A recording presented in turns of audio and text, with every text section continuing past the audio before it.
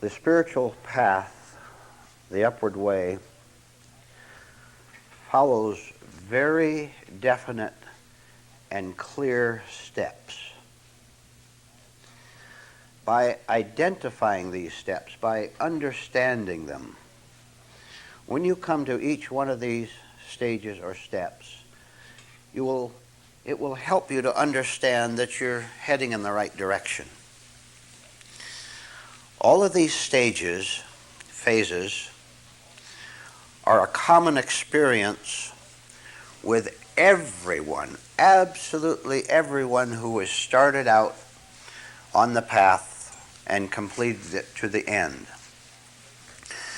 So it is extremely well known, well defined, all mapped out by those who have started with the first step and gone to the very end of it. So remember that fact at first.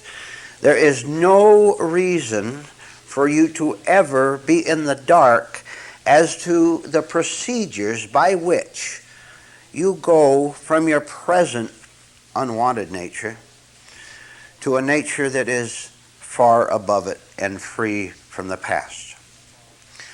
So I'm going to go over these various steps with you in various ways tonight. Now, the first step, as you should know by now, is the step of simply being hungry. Eh? You know what it means to be hungry spiritually? The world has set its banquet out before you, and you've gone there, haven't you? 1,000 times. And look at the spread they put out. This world has all the money. This world has all the food, all the power. Look at those enormous buildings in that enormous city. Who do you think owns those buildings? The world. They've got it. It all belongs to them. So they put out the feast. And they say, come and partake of this. And everyone does. And they have to go back time and again, don't they, to that? They go back to that food, but they're never satisfied. Clear already, isn't it? You know what I'm talking about. What was it? The marriage, you know. That career, you know how hopeful you were? You were just about ready to get that promotion or sign that contract and everything was going to go great. I tell you, even if you got the promotion or signed the contract, it wouldn't make any difference at all. The hunger would still be there, right? So that's the first stage. There's something wrong. Look, as little children, you knew it. Didn't you look at your parents? Did you see them, your mother cry and your father get mad? You knew something was wrong. You even saw them pray, didn't you? You heard them sing hymns. You heard them sing a hymn about God's promises, and they went home and had a big fight. And it scared you, didn't it? Didn't it scare you, all those fights in your home? So what the world has to offer doesn't satisfy the hunger at all, does it? So we look around. We look around for a long time and again fall for the feasts of society. They've got them with gold platters. Oh, the way they doll it up. They've got all the flowers. They've got all the fancy drapes. They've got everything to lure us in, and it worked, didn't it? And you went out of there hungry and you had to come back. How about the bill? Tired of paying it? Running out of the wish to reach into your wallet and pay the price that they ask for that feast, which never does anything for you anyway.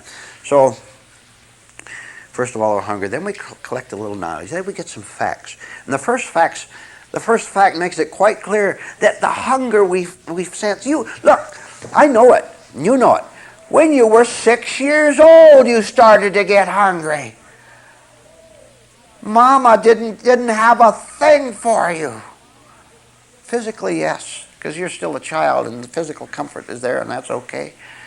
Papa didn't have a thing for you. Papa wanted you to become the high school football star. You didn't want to play football, did you? Contradiction already, huh? The demands on you. So you start to collect a few facts. that this sensing, this intuition, this truition was right after all. Wasn't it? I'll tell you, that's an interesting point. As you grow, as you develop, you can say, that was right.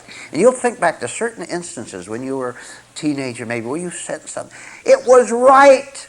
And then society set the platter before you and you went for that because you didn't know any better. So we collect facts about the human condition that we've been brought into. And after that, after you collect a certain amount of knowledge, here's what comes next.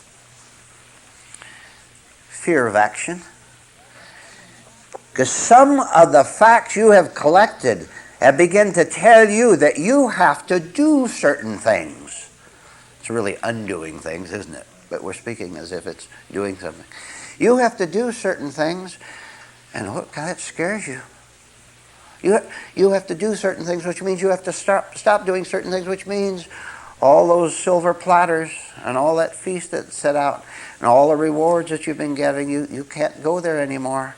You can't go down to that big building. You can't look at the list of occupants of that 50-story building and want to see your name as one of the big doctors, one of the big lawyers, one of the big engineers. You know how it was when you were younger? You went into places like that and automatically you saw your name there. You can't do that anymore. You have to withdraw all that desire, and that puts a great fear inside of you. First, it's not really clear in your mind what you have to do. The knowledge hasn't been complete enough yet. And so it's hazy, foggy, and you don't know how to act. So you start to wonder as to what you've got yourself into, and yet you can't go back now because you've already confirmed to one degree or another the rightness of it. This is where a class like this comes in to help someone, where they start to get confused. As you start to get clear in one area, it gets more confused because more is asked of you.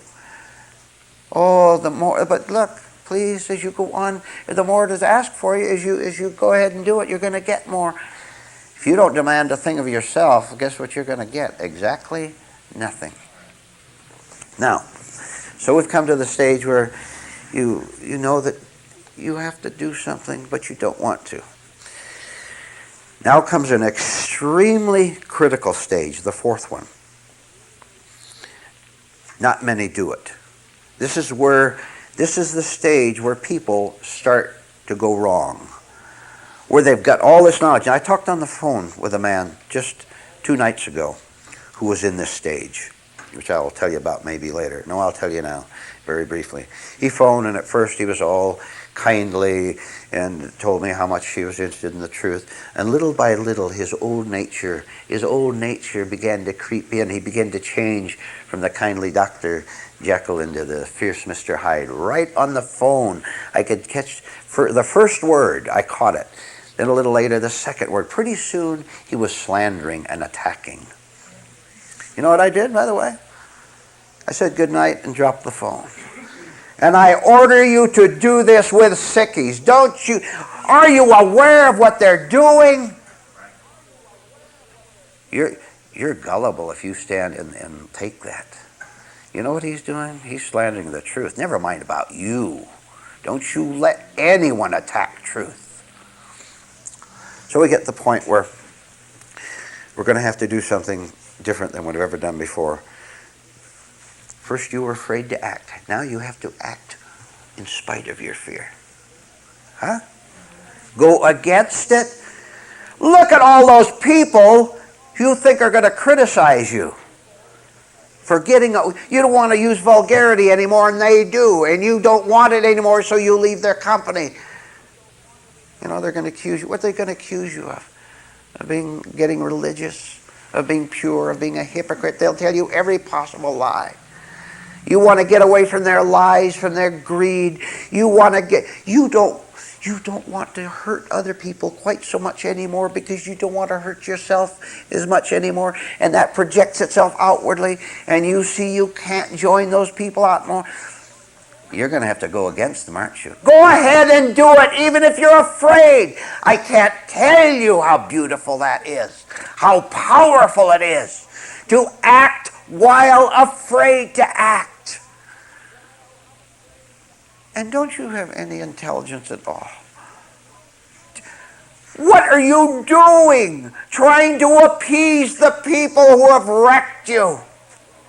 Who have sent you down the wrong path and who want you to stay on the wrong path? What's the matter with your intelligence that you would even hesitate to say absolutely not to them?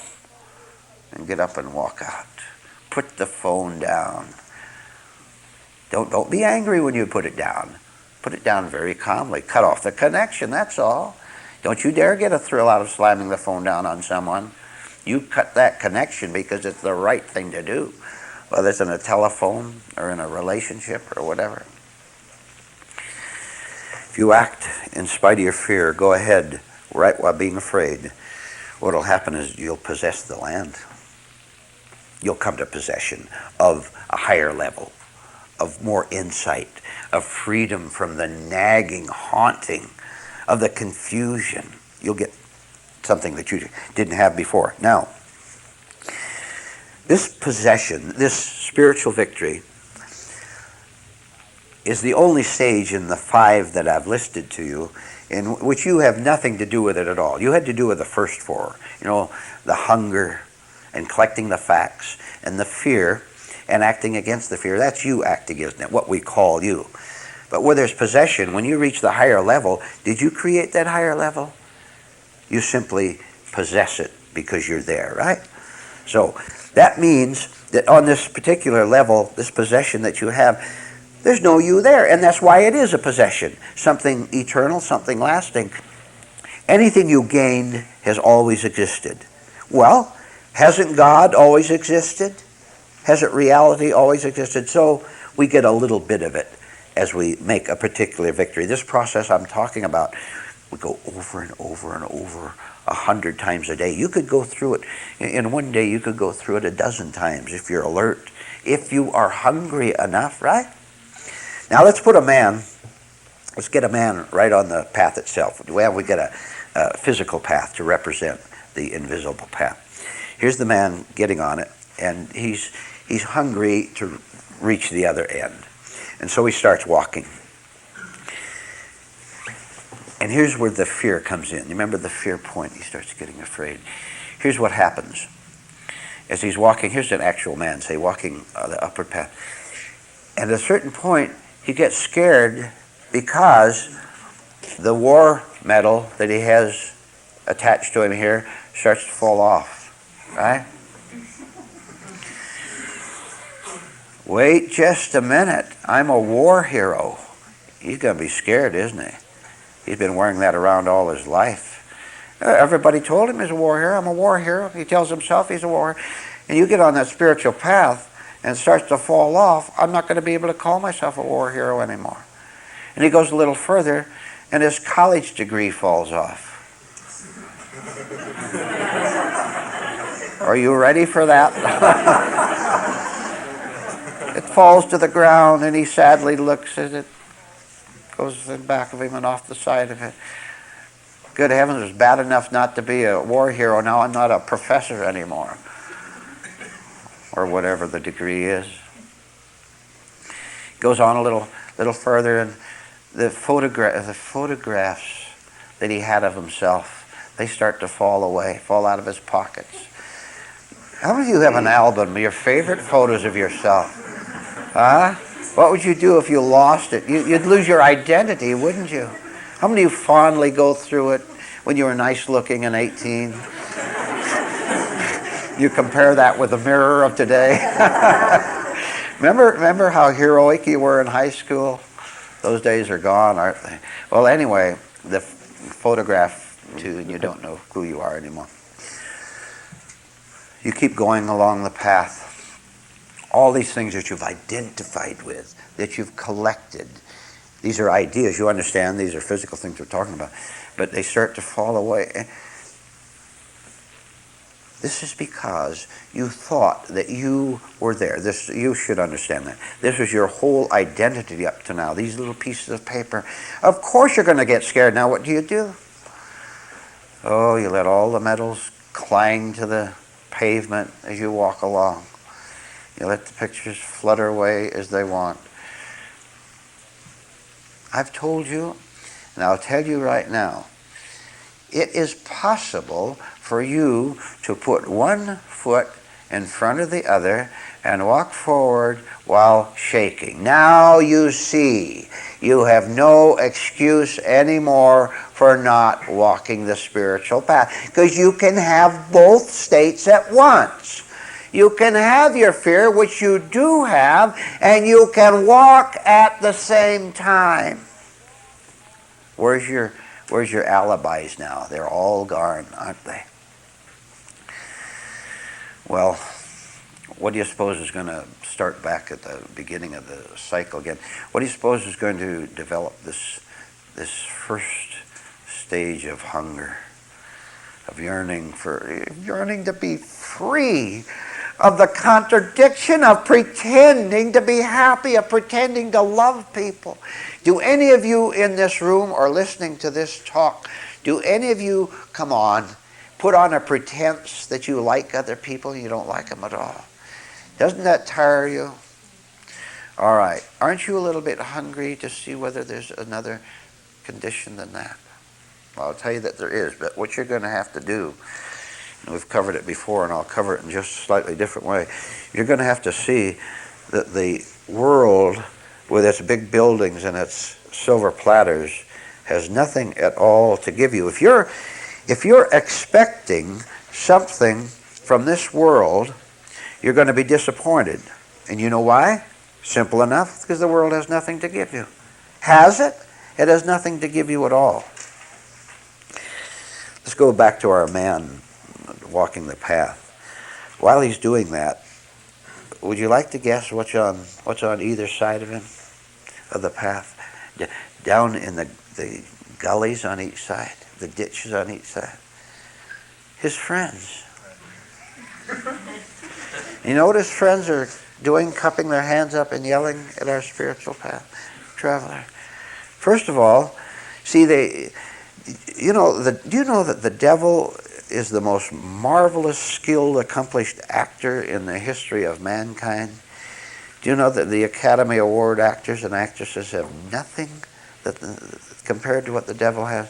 Now, I'll tell you what I'm talking about. First of all, the word cajole. How many know what the word cajole means? I just thought of it and thought I'd use it. I'll look it up tonight. But I think it means to plead to someone. First of all, they plead. Didn't I just tell you, when you start to say you want nothing to do with the crudeness of this world, that people are going to start snapping at you and call you self-righteous? First of all, the people, your friends down the gully, they're going to yell at you to come on back and join them in their silver platters and their big buildings and all their power and all their money. Then if you don't listen to that, they'll curse you, they'll insult you, they'll call you mad. What do? I wonder if you really understand a point I brought up a minute ago, which I'll repeat. You tell me, here's the way I'll put it in a new way. You tell me what prevents you from walking forward in spite of everything. There is nothing. But you think there is something because you want to think there is something, because you don't want to go. That old fear factor again. Or you feel you're going to lose yourself. You're going to wander around and not know who you are. You don't know who you are now. You have no idea of who you are, because you have 10,000 ideas of who you are. And they change, don't they? Don't they change a lot? Yeah? How many of you are nice people at 8 o'clock in the morning? How many of you are grouches at 8 o'clock in the morning? Whatever way you start with at 8, by 9 you'll flip to the opposite, right? Now, I want to go into now, in connection with all this, something that you are all familiar with, and which plays a major part in ordinary religious teachings and philosophies. Follow this with extreme care, because I know that you have been confused by it all your life. You have heard and you have read that God, reality, truth, promises blessings to people. Okay so far? You understand what I'm getting at? It says in sacred literature, religious books, that if you put yourself under the guidance of God and pray and give your money and be devotional, that you will get a reward from God for that. Right? Now, let's look at some of the rewards that the religious books say that God will give you.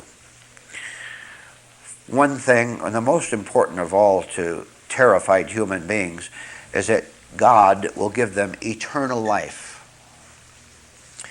You look around and you see people growing older, and you want something more than this life and this temporary body, and you want something that exists forever. So when you hear the promise that you will live forever, everlasting life, then you leap onto that as a much desired promise. Right so far? All right. Now that's just a bare beginning. The promises are endless. For example, if you pray and are a good religious man or woman, God will bless your marriage. God will give you peace of mind. And increasingly lately, especially with the television preachers, you are told that you will be blessed financially. And that's getting into the mainstream of religious promises now. It used to be just small little groups of religionists used to do that. Now it's everybody. They're all getting into the act because they know that this is what people want. You see it. I've watched it over the years gradually changed. Okay, let's keep the promises coming. The promise is that you'll be protected from evil, right? Nothing will harm you if you stay under the protection of divinity. On and on the promises. All right. But they don't happen. You read in the book that God will protect you from enemies, but you have enemies wherever you go. Inflation is your enemy. Your neighbor is your enemy. All kinds of thoughts, enemy thoughts are going through your mind. You were promised peace of mind. Where is it? Since you were a little kid and went to Sunday school and you sang hymns. And religious people are always talking about comfort, about being secure, about being safe in this world. And if you stay close to God, you'll feel safe. But you're not safe. I'm not safe. You understand what I'm getting at so far? All the promises people claim is theirs, but they don't have the promises. They claim them. I'm getting on to a most powerful point in a minute, but I want you to see the beginning of it. Religious people talk about being blessed of God, right? Every other phrase. God is blessing me. It's insane. God has blessed me. God has helped me today to solve a problem.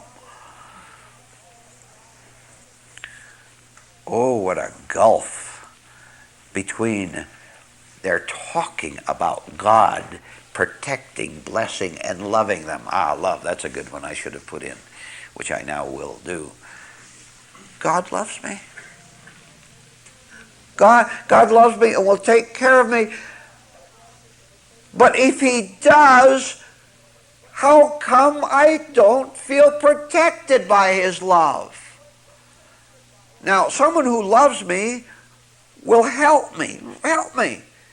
He won't let enemies either out there or up there get me. God loves me, but I'm a mess.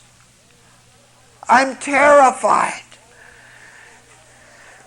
Most people are never, ever going to be honest enough to face the split, the division, the contradiction between their words and their state.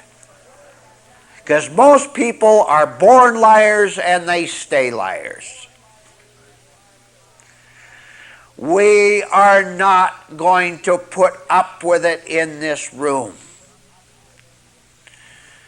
Now, here it is. The promises of God are true. God does love you.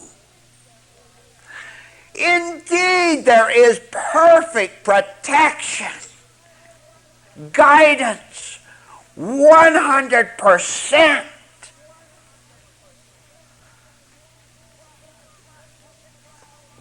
But it applies only to sane people. The promises have no relationship to sick religious hypocrites.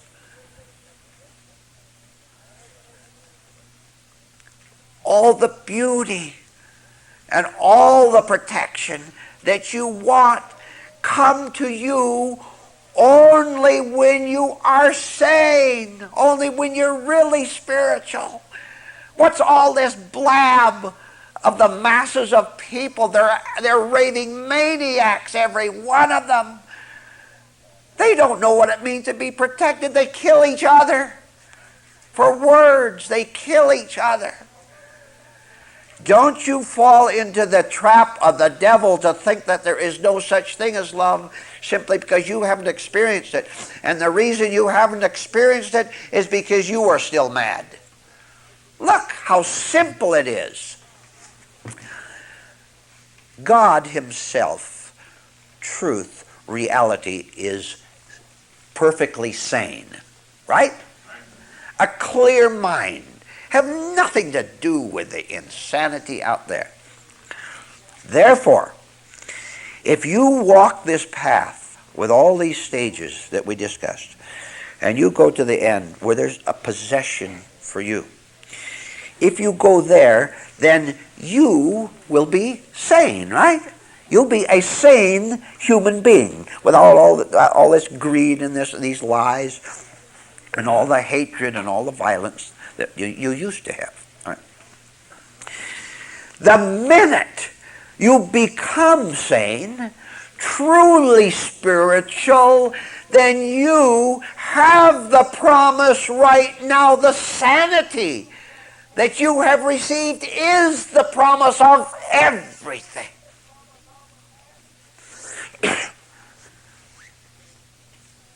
An authentically, spiritually sane mind has no enemies, has no need of protection. The sanity is the protection. Are you following? Do you see this enormity of what we're talking about? The promises of God belong only truly to God's people. Not the people who go to church. Do you see why as you grow spiritually, you grow more silent? You don't talk so much about God, which is used to talk because it was just a word that comforted you. And if you need comfort, you are uncomfortable, right? So your mind becomes silent, your spirit slows down, and you understand at last, which I'll repeat now in another way. Every promise you ever heard since you were a little child about eternal life, about having a new nature, about being born again, absolutely true, marvelously a fact. Now, if you can face the fact that you have not experienced that, That's your collection of knowledge, and that will get you to the point where you see your fear, and then you act in spite of your fear, and you continue to go forward until one of your medals falls off. And its weight falls off, by the way. The falling off of the medal means one little self-identifying thought, some vanity falling off. And when you do this, as you lose yourself, you begin to change inwardly, and you become, look how simple it can be said without getting involved in complex religious phrases. You become someone who thinks clearly, who is without the burdens that you used to have. And then that clear mind, that clear spirit, understands the fact that the promises of God can only be to someone who wants them. All these billions of religious hypocrites running around the globe don't want the promises of God. They want the promises of man, and they've got them. They've got the buildings, the 50-story buildings, and they've got the gigantic corporations, and they've got the enormous churches. Did you follow this latest point? That if you want the promises, then you can't be you anymore. Choice, huh? Get it through your minds once and for all. You think I'm going to say something this is semi-negative, don't you? Get it through your minds once and for all that you can put yourself on God's side, and when you do that, it is done. See, as you move away from the devil, you move toward God. It's an automatic process. The two go together. And you get out there,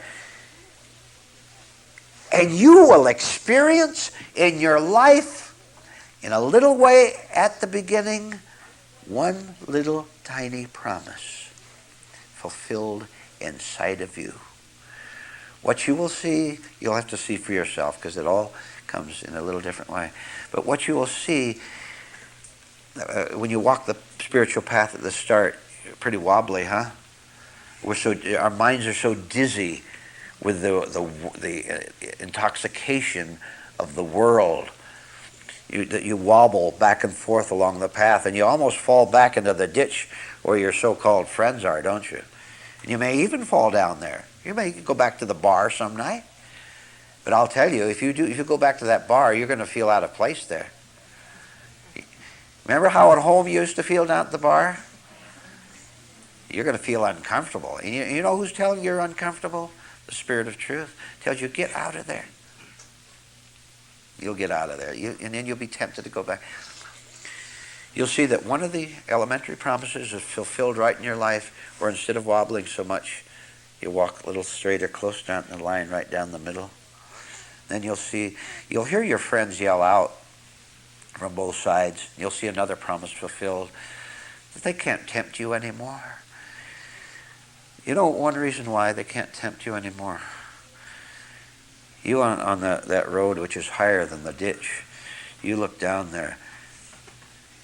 I'll tell you, for the first time you can look at the face of a man or a woman in that ditch, and you can say, how horrible. I used to be there, and I know how my face used to be now because I used to be there. And you can see that man, that woman that you used to admire, that you were once in love with.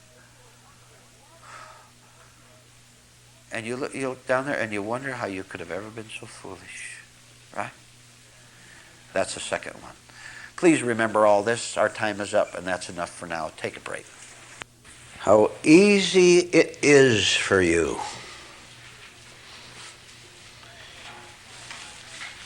you never have a new problem.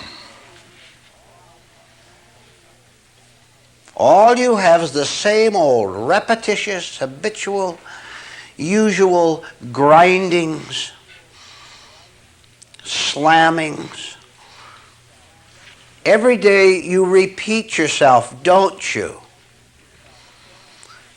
You think that's making it easy on you. What a shame.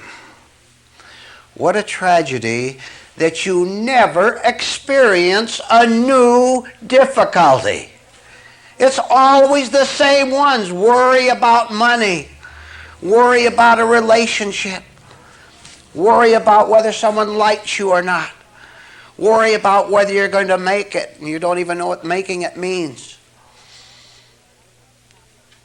No wonder nothing happens internally that is different, because you never put yourself in a different condition. You don't dare, unfortunately, to put yourself in a position where you will see through yourself, where other people can see through you. I give you the most elementary exercise and opportunity for standing up here and see through yourself and let other people see through you, and you think that's it. Please try to understand that anything you're given in this class is simply an example for you to go out and multiply 20-fold, 50-fold. Now, I'm going to start over and see if I can get the point over to you deeper. You never dare to expose your present chain of thoughts, way of life, to either yourself or anyone else. You play it safe, you play it comfortable. How many times have I told you that the way to shatter the old self-tormenting train of thoughts is for you to first see that it's there? And the only way you'll ever do that is to be so embarrassed at what you've been. You're not embarrassed at what you are. Oh, that word smugness. What an enemy. I can understand well the world living smugly. I know that, and you to some extent know that. People want to run for public office, don't they? People want to invest money and get excited over what happens to the stock market the next day. But any problems they experience in connection with that, they have experienced 10,000 times before and never put themselves in a new position.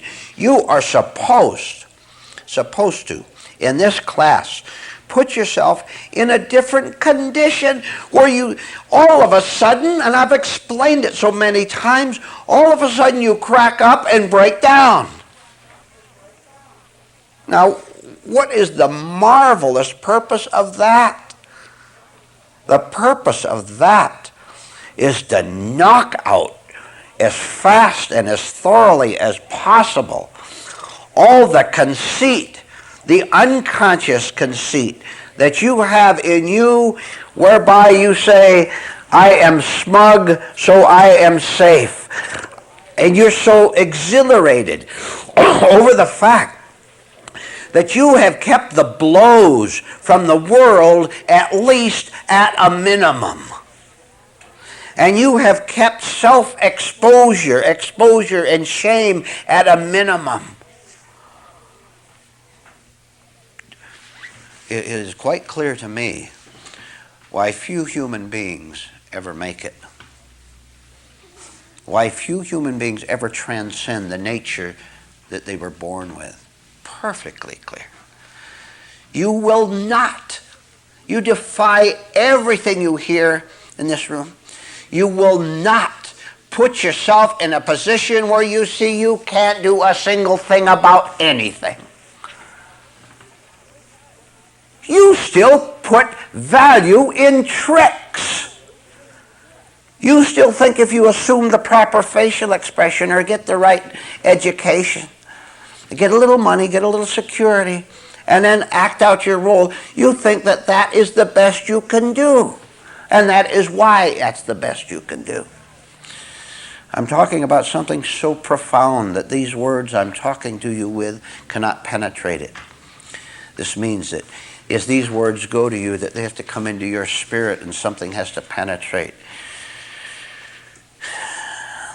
I know why you're not making it. You refuse to break down. The old habits are so strong. You remember the phrase, please don't hit me again. This is the way you live.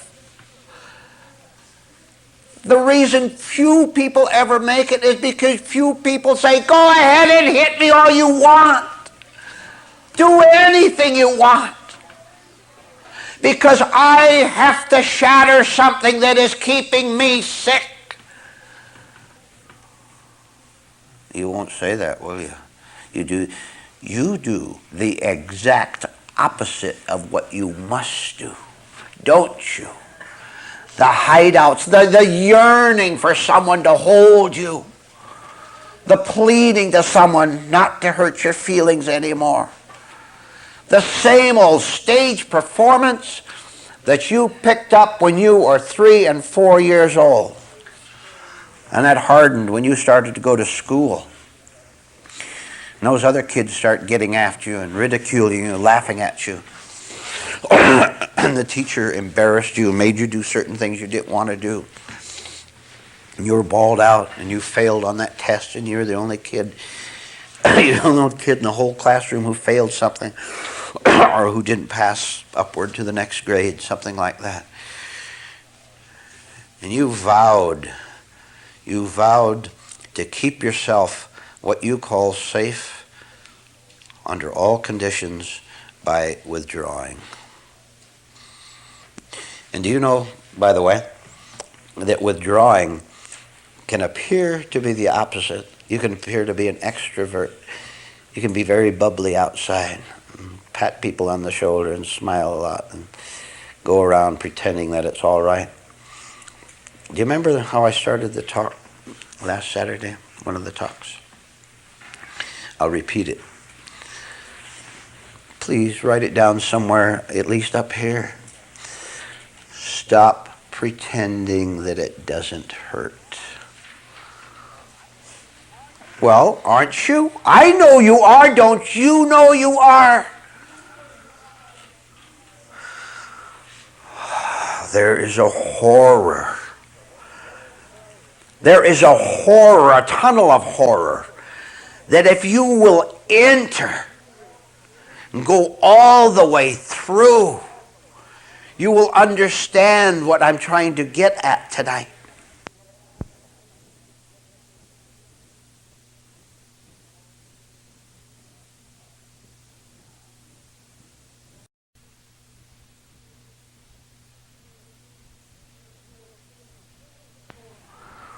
You will see the horror of the most terrible thing you could ever do was to abandon, drop, cease all pretenses. Look how foolish we are. We know how we're living inside, don't we? How incredible that the darkness and the despair and the confusion that we have inside. How incredible that we react to that by saying, I won't let other people see that that is the way it is. Why would any human being make that stupid move as a correction? Tell you why. We somehow think, listen, we somehow think that if others think well toward us, that it will somehow change us. You don't know that you think that. What do you think people who run for public office and get their names in the paper, what do you think they're doing? Self-convincing millions of people voted for me or applauded me or said that was a marvelous book you wrote or a marvelous movie that you made, a great and scientific discovery that you made? How utterly sick for any human being to look out there and say, please tell me the lie about myself so strongly and so persistently, so often. Please tell me a lie about myself so that I can believe it. You never, never will. And you never have. Now, you're led right into the beautiful trap, aren't you? Right now. Now you're going to have to choose whether you're going to keep up with the outer pretense, dressing a certain way to impress people, or whether you're going to enter the tunnel of horrors, walk right into it, and suffer the excruciating pain. It's painful enough for other people to see through you, but let me tell you, it is nothing compared to the incredible agony of you seeing through yourself, because at that moment you cease to exist according to imagination and according to memory and according to vanity. That is what the horror is. The no longer existing in the unconscious state of smugness. You don't know what you're doing. You don't know how you're living. You don't understand also, you don't really, that the longer you go, the harder it is going to be for you to come back. It's too late. You listen to this, it's too late for most people. There's no way they can come back anymore. They've gone too far.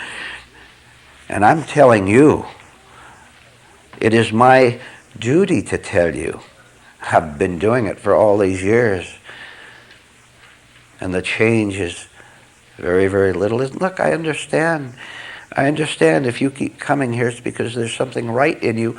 I'm asking you why you are wasting so much time. I'm asking you why you are going so slow. I'm asking you why you ceased, why you still want to be a problem to yourself and to everyone else. I'm going to tell you one of the basic problems. You understand, I could say you have one problem, or I could say you have 1,000 problems, and they're all the same, depending on the way you look at it. Listen to the following. Thousands of years ago, a certain man, a certain woman, over here and over there, somewhere in the world, made an astonishing discovery, a marvelous discovery. And this person who made this discovery tried to tell other people about it, but other people didn't want it at all. And this individual passed it on down in writings, and some people read the writings and others didn't. But this secret, which I'm going to give to you in a minute, exists right today. Now, it doesn't exist for the vast population over in China or France or Portugal or Egypt or anywhere else. But it exists for individuals. And I'm going to explain it to you very carefully for the rest of the talk time that we have. The anxiety in this world breeds more anxiety, right? The crowd goes out and one of them throws a stone at a policeman or an armored car, and all the other stone throwers pick them up and start throwing, huh? Someone says, we've got all this military equipment just laying around, let's start a war. And so everyone cheers, let's start a war, and they destroy each other. Now, the same thing goes on internally with you. You are very contagious to yourself, as well as taking on the contagion of the outer world.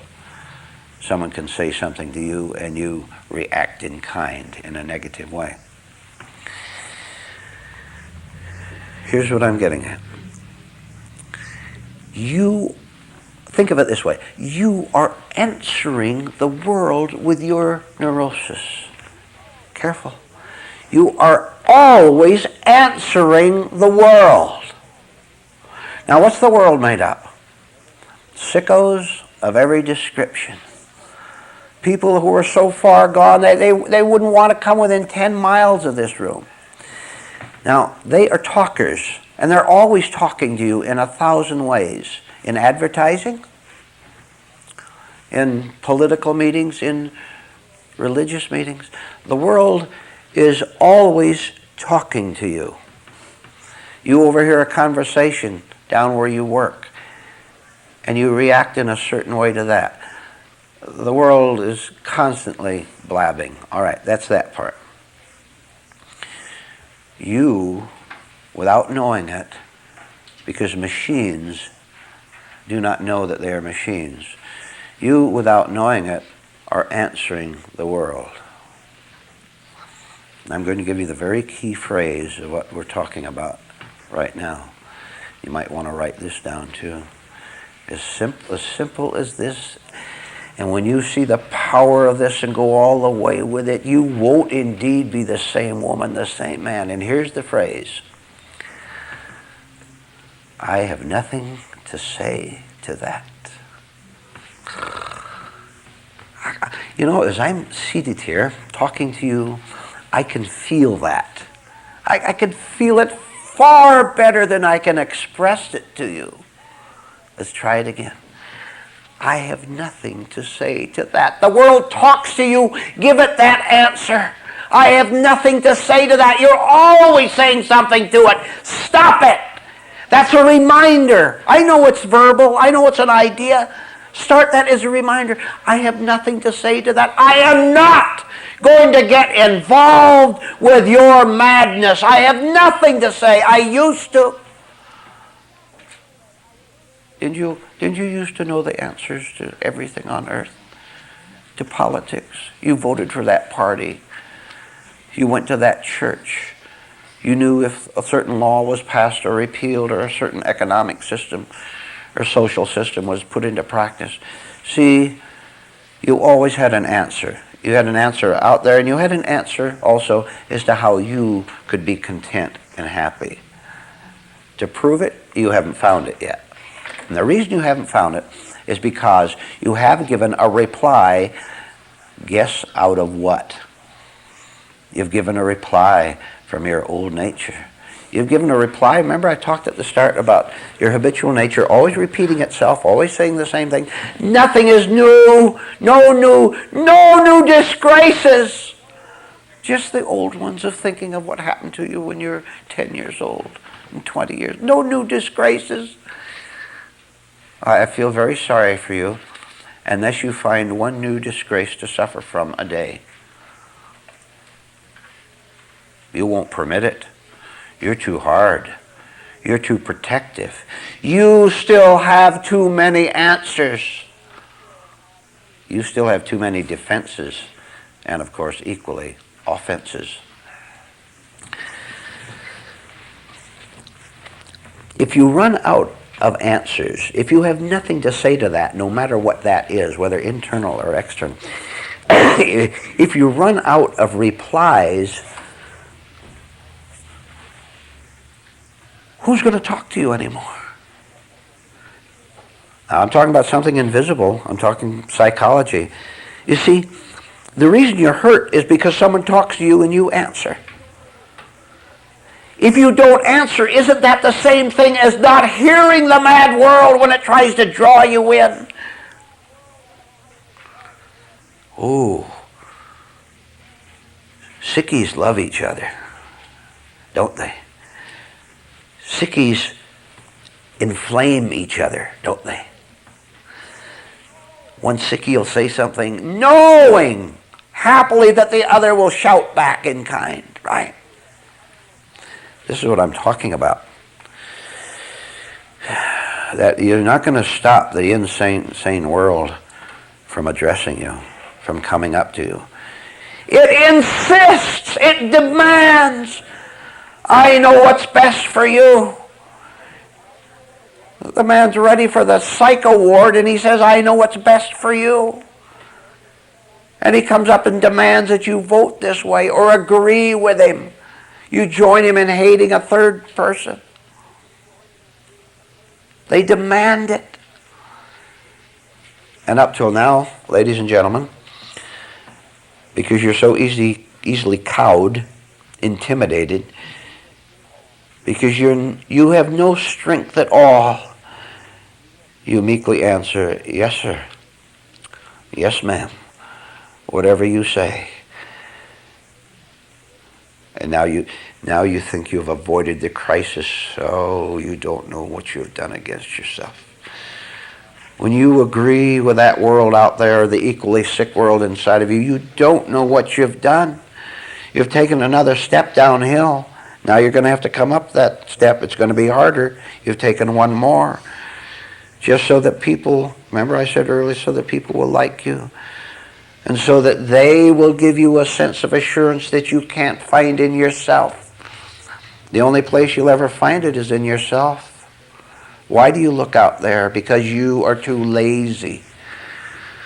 You're too smug to ever go inside and so disturb yourself that everything is upset. So that you're disgraced as often as possible. So that you're not hiding your little petty bluffs, your little petty lies. So that you can catch yourself in your dozens of petty lies all day long. Your facial expressions, which are not matched inwardly inside.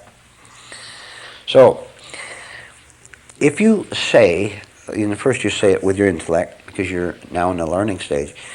If you say, I have nothing to say to that, you're not giving any reply at all, that ends the matter.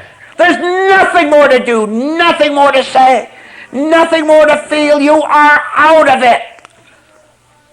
I have nothing to say to that. That ends it. Oh, that psycho and that sickie, they're not going to give up that easy on you, because they've been successful with you and with everyone else all their life. And they know where they have to feed off of. Without you, they can't exist as them. You think they're going to give you up overnight? They're going to keep hounding you and watch your face for the little moisture that indicates weakness, for the doubtful look, the doubtful word. They're going to hound you, keep after you, until you give in. And they almost always win. We're here to put a stop to it. Now you do some thinking. If you just start with the attitude. And you can say it verbally, you can say it out loud to people. But most of all, you're trying to build an inner attitude. I have nothing to say to that. The other person challenged you. He was angry. He offered you something you don't really want. And your only answer is simply, I have nothing to say to that. That's the end of it. Now think, as I talk, think of all the other rewards. You can break down rewards. The great reward, of course, is to be free of you. What other reward do you want in this world? Since the only enemy you have is you, wouldn't the greatest reward and refreshment be not to have to live with you anymore? But break it down. Look at the more obvious ones for a while. If you say, I have nothing to say to that, that cuts off the waste of energy, doesn't it, right there? Here you have, before you used to turn on all the lights, and waste all that wattage, and you shut them off. Look at what you're saving and the energy that is saved to do other things with. And think of all the rewards that will come from that one act. Now, there is such a thing as spiritual concentration, and I want you to go into it.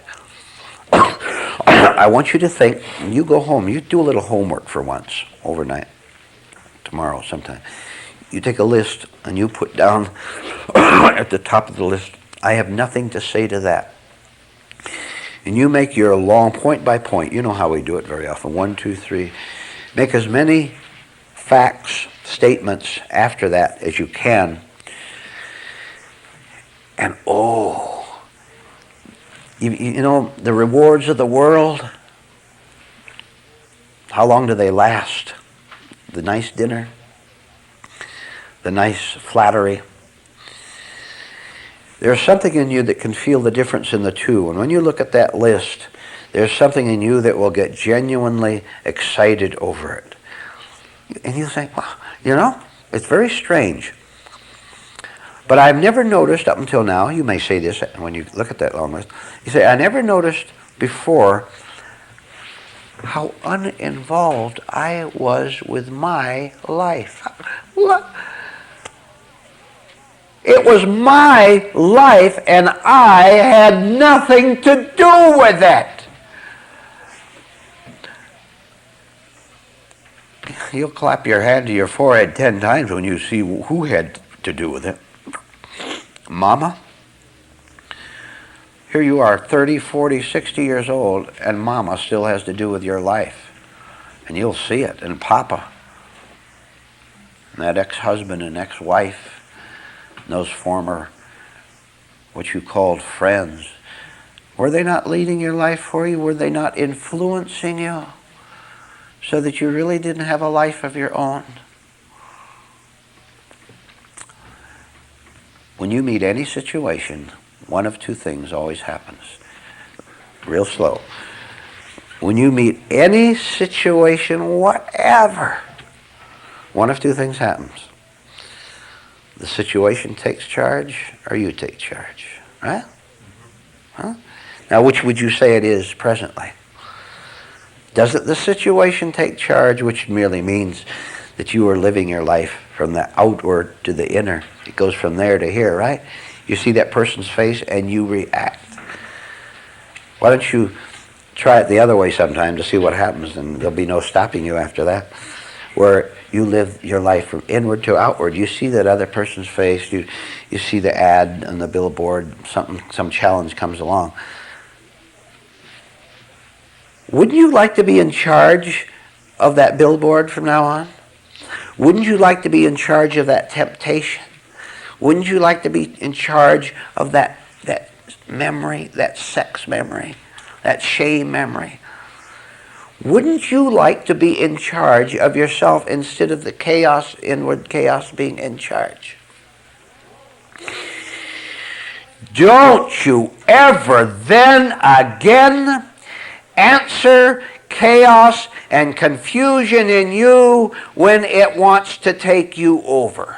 I don't care where the source is, whether it's out there or inside. It doesn't make any difference. It's really all one thing. If you could see it, they flow together. Wouldn't you like to be in charge of everything that happens to you? There's a requirement. I've given it to you, and we'll go over it again in another way. Think of the word surge. You know, surges, something surges. If you can catch the surge of your usual reply to the world, at the point of it surging, you can still put an end to it. That is, something in you can still put an end to it. Once the surge has gone too far, once the wave has broken, it splashes all over and covers you up, right? It's got you. If you can catch the ocean wave, it starts to, you can ever, think of it actual down at the beach. You can see it way out there, can't you? You can see it coming little by little, and it builds and builds and builds. Finally crash with the white water and the green water all mixed up. We're talking now about watchfulness, aren't we? You mean to watch the surge of you getting an answer and ready to give an answer, and it will always be the same one. I'll tell you how to do something different. It'll be so shocking to you, you won't know what to believe. Watch the surging answer start to come up. And you don't do anything, you understand. But your very watching of it will put an end to the surge. And you will not say what you usually say. You will not feel what you usually feel. You will not do what you usually do. There is no safety in being unsafe. There is no safety in being unsafe. You are unsafe the way you're handling life now. And you know you are. The fact that you're hostile means you're unsafe. Look at, how can I put it? The logic, the reason, more simply. You will be unsafe by answering the world as you usually do from your old conditioned nature. Right? Okay, will you agree to that? All right. Now, I will tell you that there is an opposite to that. Because we're talking in terms of opposites, and it's all right as long as you understand that you're talking in terms of opposites. The opposite of giving a sick reply to a sick world, the opposite of that is remaining silent. Maybe, remember I told you about the man who discovered this secret? Maybe he's the first one who said silence is golden. You can track that back from some little thing you read in a children's book. It's true, silence is golden, isn't it not? Gold is something that's valuable. How many of you have a chattering mind? That's not very golden, is it? It's not very valuable, is it? If you can catch yourself at the start of doing the usual thing, and you remember what I said, that it will eventually leave you in an unsafe condition, you'll say, as hard as it is to do, as overwhelmingly difficult, I am going to challenge this contradiction, where I say, if I snap back at you when you snap at me, I'll feel safe. See, I'm protecting myself. The answer is no, that's wrong. I won't feel safe. I'll be nervous for one thing, and that's not safe. I see that. I have an ounce of intelligence to see when I'm nervous, I'm wrong. Therefore, I will try to remain awake so that something other than me handles the challenge from the world, the question. And when that question comes, I'm going to stay so awake, I'm going to so disgrace myself by not having an answer, by being what I call stupid. I'm going to stay silent just to see what happens. Oh, there's going to be a great crash inside of you. You know what that crash is?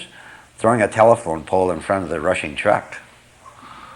But you have stopped that truck a little bit. Just a little bit. You put a telephone pole in front of a big truck, it's going to stop it a little bit. Right?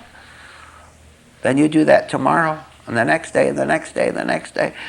Pretty soon the truck has stopped. The truck, that destructive truck, was just knocking everything aside, running into people and running into objects as it goes down. That truck is your answer to the world. Your hundreds of different, varied, wrong answers.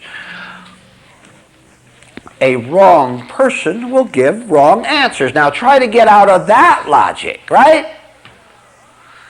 Now, if a wrong person feels the pain of it and wants to be right because he doesn't want to suffer anymore, then he will actively work to not follow along with the mechanical impulses and surges that come up from the world. I tell you, the first time you see that you can handle it different, you'll be stunned, nicely stunned. I didn't know that there was another way. There is another way, and you will see it. You thought you had to growl back. You thought you had to feel hurt. That was your answer. On and on and on. The light exists. Truth exists. It will work for you as you receive it. Now, remember the main point. Put it in any words you want. I don't have an answer to that. But get it into your memory and let it go into your spiritual memory that for your sake you can no longer reply to the world the way you usually have. Now, if you don't reply the way you usually do, what else is there? There is silence, and that is the reply that is different. That is the reply that is coming from something higher than you. God is silent. He's not like this world. Can you imagine truth answering an assault, an accusation, an anger? Can you imagine truth going in kind with these negativities? You can't, can you? So silence is beautiful, and silence is different, and silence is spiritual. All right, pursue this all the way to see what it means to be spiritually silent. And you'll walk through this noisy world and you won't hear a thing offensive. Not having any money. You got it, Alicia? I got it now. I can go on. Okay. Poor, broke, barely making it, barely able to pay the bills. And the cause of human poverty is human beings. What else? The trees didn't cause it. The stars didn't cause it, in spite of what the astrologers will tell you. The ocean waves didn't cause it. Eliminate everything else, and you find out there's one cause of being poor, which is the way the human mind presently operates. Now, not having lots of money is no problem at all. We understand you have to pay rent. We're not talking about that. We're talking about how people who, by the law of accident in this mad accidental world, are either rich or poor or somewhere in between. Now, if it happens that you're having a tough time making it, barely making it, you have only one problem on earth, which is your wrong connections with your own poorness. Poor people, don't feel sorry for poor people because they're poor. Poor people are in that way to begin with because there's a certain contribution of their own, but that's another thing altogether. But if you aren't making it financially, I know what's going on inside of your mind. Let's run a few off. Guilt, right? I didn't make it. And there are millions of people in this world, I didn't make it. What comes out of that? Jealousy? What comes out of that? Violence? People who don't have something go crazy and say, I must have something, and he's the one who's got it. I have a right to take it. It belongs to me, not to him. Because egotism thinks it's the only person in the world. If you were purely mentally healthy and had just 5 cents in your pocket, you would have no problems at all. That's one part of it. Another part. Why is there poverty at all on earth? One word. I'll tell you just one word. It'll explain the whole situation. Why you read about malnutrition here and there. It is called wastage. Human beings get up in the morning and spend all of their time doing everything possible to cause shortage, to cause wastage. Egotism does nothing but try to prove itself. Therefore, when it takes an apple or takes a piece of wood, it wastes it. And I've gone over this particular thing before, but I'll go over it again. You go out anywhere nowadays, right now, and try to buy a home for a reasonable price, the kind of a home that you want. You can't do it, can you? Well, the lowest we have is $80,000. $80,000, all I need is one room. They're going to charge you $80,000. They're not going to build a house for you for $15,000 because there's no money in it. See wastage?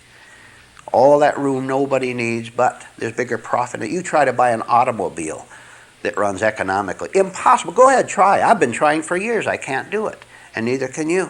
There's no way that society will let a human being have what he really needs. You'll take what we give you, and that's the end of it. No wonder there's such a thing as poor people in the world. But a final point on poverty. If there was no wrong connections between your 5 cents only in your pocket and your mind, if you didn't go wrong psychologically on it, there'd be no difficulty at all, because there would be no you thinking about your state. That is the state, but it's not you. It's there. And you see the insanity of the world.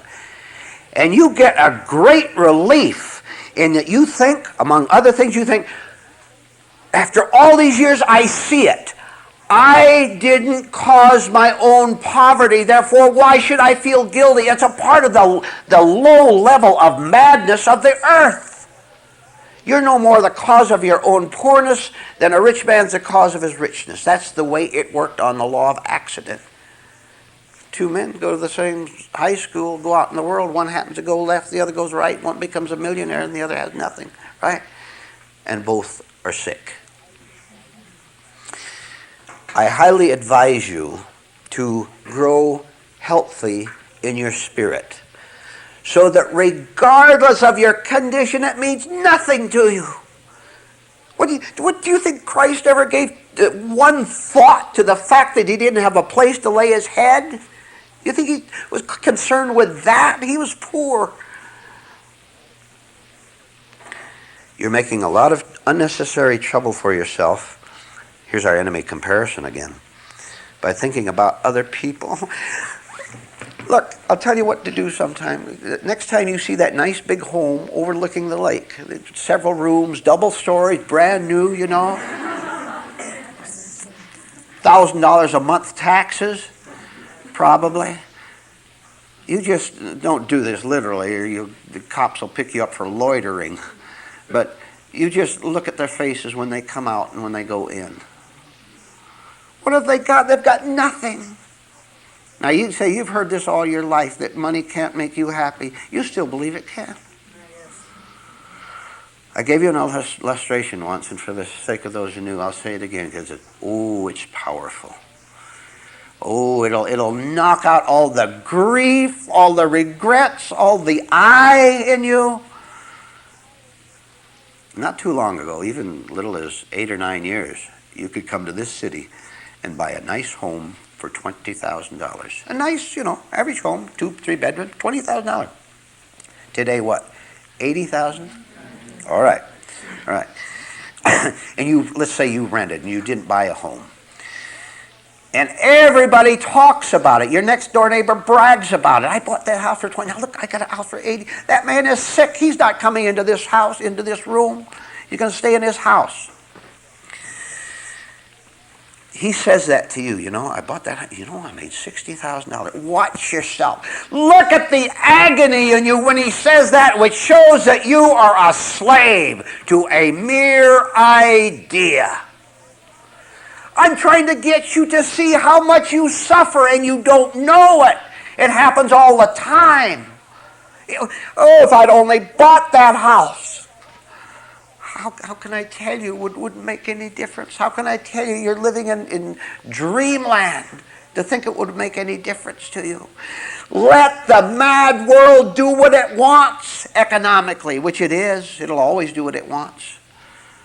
Let those sick people with their hard faces, those psychopaths who want to pass laws for their benefit.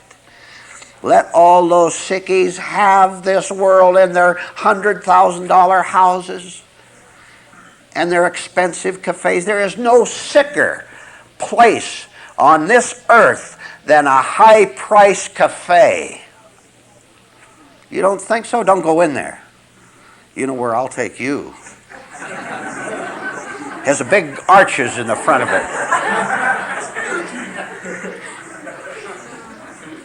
You go into one of these high-class cafes, $20 for a dinner. That's cheap, I guess, nowadays, huh? And look at all those devils and what they are. Look what those devils are doing. They don't know it. They don't know it. Here's 100 people in this cafe. There was one next to a big motel that we were at. Great big place. I forbade everybody to go within 10 miles of it. 100 people inside of there, all those devils destroying each other, wasting, throwing away money. But all you need is food, is just simple food. You know? Now, apply that to everything else. All right, on to something else. Now, you're all free of all your problems with money, right?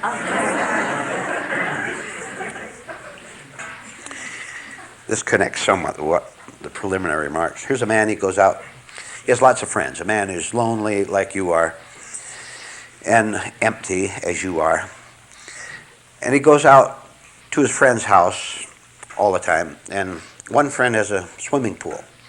So he goes over and swims in his friend's swimming pool, and they have their champagne and all that. Shall I spell it again? Champagne is pronounced champagne if you look at it that way. And he comes home, and a few days later he gets restless again. And he knows a friend who has horses out in the country, big estate. So he goes out and rides the horses around. Friends invite him in for dinner. He goes for dinner and goes home. And he gets restless again. How many of you are always running somewhere, in spite of all I tell you, always running somewhere? The only place you should run is to this room fast. Goes out third time, and his friend has a boat out on a big lake. And he rides on his friend's boat. Comes on back. And it suddenly occurs to him something. Something suddenly occurs to him. I'm sure restless. I'm always going somewhere. I wonder why. He finally sees why he has to keep running somewhere. And you listen to this. Running out to the lake, out to the riding stables, and out to the swimming pool. He has to keep going places because he has nothing of his own. He doesn't have his own swimming pool. All right, now don't connect this too much with what I said before, because I want to stop the illustration there, or you'll get all thoroughly confused. How do you expect to get something of your own when you're always borrowing? You do it here. Not that there's anything wrong with normal sociality. There is right sociality. We talk to people because we are able to talk to each other, right? You like to look at people. You're a human being. It's normal to see other human beings, certain ones of them anyway. Others you kind of avoid as much as humanly possible. There's a wrong kind of going out, which starts with hope. If I go out this morning and go to that certain place, I will get, listen to this. Here's what's unconsciously going on to runners around her. If I go out, I will get something from that group or from that person that I don't have in myself. I will get a temporary charge of electricity. I will feel okay for a little bit. I'll talk with him and I'll feel accepted. I keep telling you, observe your state very carefully, as you mentioned the other day. Observe your state very carefully once the party is about to fold up. The violinist puts his violin in the case, and the waiters start looking at you and clearing off the table a little faster than usual. And the party is all over. Look at your condition. See, you have nothing of your own. I'll tell you what you have to do. You have to stay home. You have to stay home and endure the pain. Go through it night after night after night. No more champagne. No more dancing. No more little lights up in the ceiling, That thing, The thing, it goes around and makes lights all over. How many know what I'm talking about?